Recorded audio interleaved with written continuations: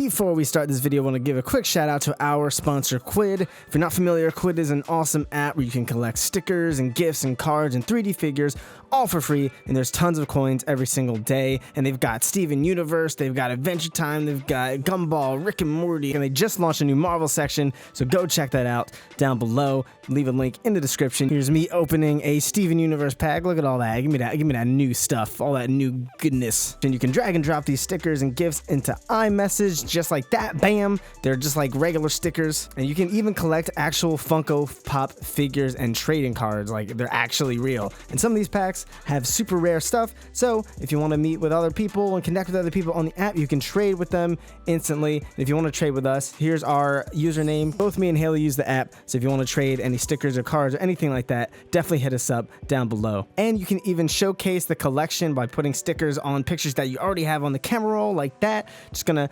slide that over my face. There, it's a lot more pretty, and now we have the figure there because I feel like it. And there's tons of new stickers and gifts and cards and figures every single day, and again, it's all for free. And there's a big new show coming very soon, but it's a secret, so you gotta download the app to find out. So once again, click the link in the description down below to download Quid, and be sure to hit us up on Cartoon Universe and trade with us because it's a good time. All right, into the discussion. What is going on, guys? This is Michael Williams from Cartoon Universe, and today we have some juicy little Steven Universe tidbits of what never came to be, things that got scrapped, some episode concepts that ended up never seeing the light of day, or could potentially have some plot points that end up seeing the light of day, or got replaced by other stuff that did see the light of day. We're gonna get to that in a second. If you're not aware, there was actually an exhibit at Cartoon Universe.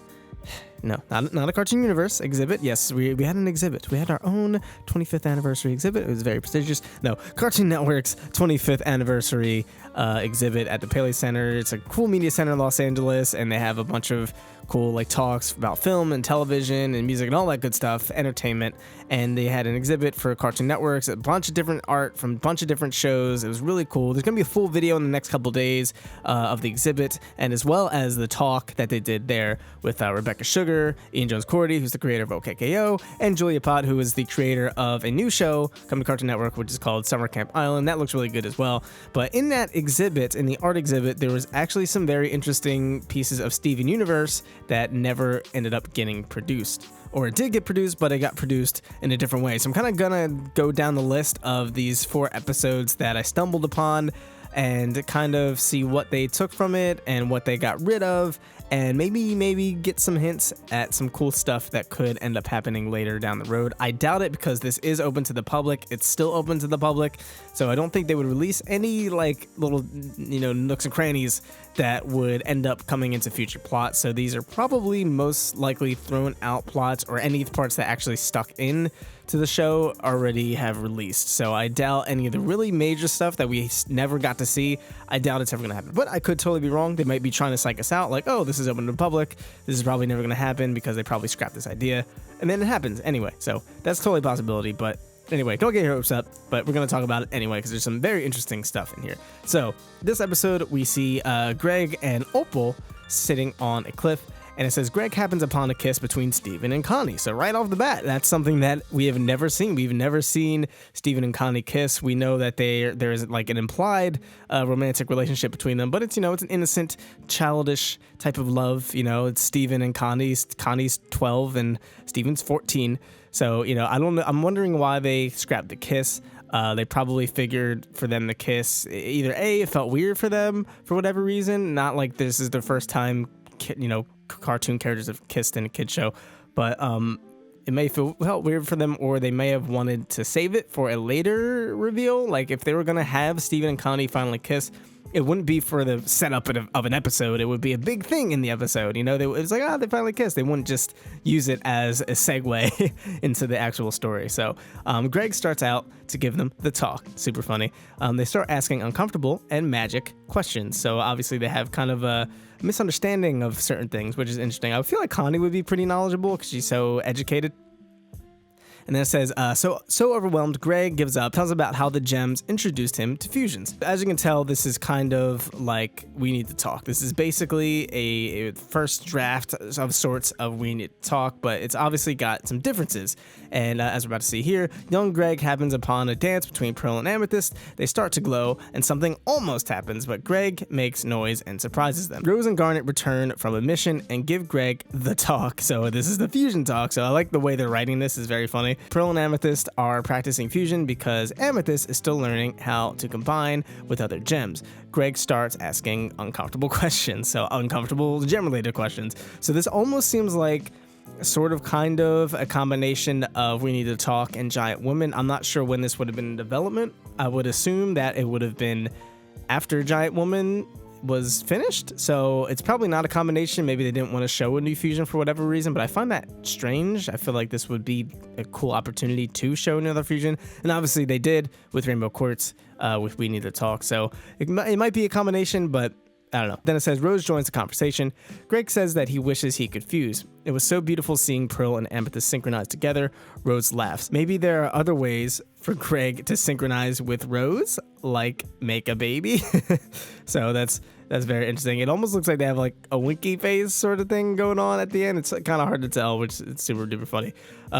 So yeah, it's basically We Need to Talk, obviously with different changes. It looks like they have the 3 acts set up in little short paragraphs. So this is like probably before the full outline of the show, and it's just kind of basic cliff notes. Probably tell by the picture alone that it's somewhat of a Future Boys Ultron type of vibe. He's like a fortune teller, and it kind of goes a similar direction, but not quite. So it says Connie brings some books about magic and the occult to Steven's house. So that's pretty funny because magic actually exists in this universe. So I wonder how they would have explained that. And then Steven gets an idea to set up a fortune-telling tent at Funland with Garnet using her future vision. They set up their booth. So that's actually pretty close to Future Boys Ultron. Obviously, the setup is way different. You know, Steven accidentally breaks Future Boys Ultron and all that good stuff. And then Garnet helps briefly for a second, and then things get too real for Steven. And this actually kind of goes the opposite. Once the booth is set up, boardies start coming to have their futures told, but Garnet is blunt with humans and keeps scaring people with haunting and sad predictions about their fate. She's working people into a panic. So this is somewhat similar. People were kind of freaked out that, you know, Zoltron knew so much, but in this case, Garnet's telling them some real truths that get really dark really fast. I'm very curious what she would have told them. I would love to know the really tragic futures of the Beach City citizens. And then it says Steven tries to get Garnet to be a little softer when talking to people, but Garnet says you can't put trigger warnings on this kind of realness. I could just imagine Garnet saying that. I hope they use that line somewhere in the show at some point, because that's a great line. And then it says, Steven is at a loss. There's nothing to do but close down the business. There's no future in fortune telling when Garnet's future is being a badass all the time. Garnet, peace out. So I love the way they write this stuff. It's just very natural. They're not really being, you know, super duper professional about it. They're not trying to tell like a narrative in a very concise and poetic way. They're just kind of writing stuff down. I love how natural it is, and I love that they allowed badass in this Cartoon Network exhibit. It's kind of like the art book where they had, you know, kind of adult themes and some cursing going on in the art book. It's much more natural that way. So that's really cool. But yeah, so this one seems like it's kind of like the answer. It's called A New Court, but again, it goes a completely different direction, and there's actually something really cool that happens here that we never got to see, and I hope we do get to see at some point. Garnet is the newest member of the Crystal Gems. She's getting used to her new existence as a permanent fusion of Ruby and Sapphire. She's thankful that she is safe from homeworld persecution, living under Rose's protection. Rose is fascinated by Garnet's fusion made of love, rather than homeworld's usual purpose of fighting. Her curiosity gets the better of her, and she asks Garnet, "Will you fuse with me?" Pearl watches from the shadows. So Pearl, once again, is kind of being a creep. Looks like this almost sort of alludes again to We Need to Talk, whether intentionally or not. Maybe they thought this was too similar, so they decided not to do it. Pearl's kind of creeping on, you know, someone else, kind of having some fun there with Rose Quartz. So actually, scratch what I said before about this being the answer. This more looks like it takes place after the answer. And I guess part of the thing was like they didn't really have any purpose to like tell Steven the story, because the entire show is from Steven's perspective, and they didn't actually mention how they transition into that. So I'm not really sure where that was going, but yeah, super interesting nonetheless. And then it says Garnet hesitates. Her relationship is a fused Ruby and Sapphire. It's still new. She doesn't want to mess that up. Garnet tells Rose she's gonna need some time. Rose is totally chill with that. So again, I love how they write this stuff. I wonder who specifically wrote this. So Rose is totally chill with that. Obviously, Rose is a very understanding person. Pearl is super jealous at first until Garnet tells Rose to check in with her next week to see how she feels about it then. This is very hard to read. Pearl thinks that's super shady. So obviously Pearl is totes gel. Someone else is, going all up on her woman, and she is not feeling that. She's not having it. And this is very, very super, polyamorous undertones kind of happening between Garnet and then Rose. And it's like almost like a third person asking to be a part of your relationship. It seems like that's sort of the vibe they're going for. Then it says Pearl is mad. Why wouldn't she want to fuse with Rose? Rose is awesome. She confronts Garnet. Garnet admits she's scared, which makes sense. Pearl suggests maybe, and here's where it gets steamy. If she and Rose were fused too, it would be easier. Garnet doesn't fully understand that logic, naturally, but Pearl is being pushy about it because she's very thirsty. I added that part in. Garnet agrees, and they all fuse. Rose, Pearl, and Garnet. They make a new quartz. That's so dope. We have never seen Garnet, Rose, and Pearl fuse before, or I guess in this case it would be Garnet, Steven, and Pearl. So I'm hoping we get to see that at least in that form. Maybe we get to see that quartz. We actually don't even have a name for that quartz, so this is a really cool idea. And then it says, but it's totally weird, and they unfuse immediately. Maybe if Pearl had just chilled out, this wouldn't have been so uncomfortable. Oh well, maybe they'll try again someday. So hopefully that ends up happening at some point, some type of flashback or something where they just kind of fuse really quick in a fight or something awesome like that. I'm really hoping for that. But yeah, just again, I love the way they write this. It's just like Pearl, they know how not chill Pearl is, and they just blatantly say it right there. I love it. And this one's gonna get the shippers panties and underoos in a bunch here. It's gonna make some people pretty happy. So this is sort of like, again, it's actually sort of like Future Boy Zoltron, but it's, again, goes a different direction. We see Steven in between Mr. Smiley and some dude. He's looks like Freddie Mercury. Let's read some more. So while Steven is at Funland, he witnesses a surprise meeting between Mr. Smiley and an unknown tattooed man. Steven is too far away to hear the conversation, but he can see that Mr. Smiley is simultaneously ashamed, yet tremendously thrilled at meeting this man. Mr. Smiley eventually runs away from the conversation, clearly evading the man's pleas, and the man seems sincerely sad. Steven vows to get to the bottom of it. What if the tattooed man knows a dangerous secret from Smiley's past? After a brief encrypted conversation with Mr. Smiley, Steven goes home. He munches on his funnel cake, deep in confusion. The next day on the boardwalk, Steven sees the man again buying something. He follows him throughout the day until he finally reaches his home and sees a picture of Mr. Smiley and him together. So obviously, as you can tell, this is very similar to Mr. Smiley, Mr. Frowny in Future Boy Zoltron. And it kind of becomes more of a suggestive thing. It says they were both on stage, a comedy duo called Two Smiling Faces. Obviously, this is the opposite of Mr. Smiley and Mr. Frowny.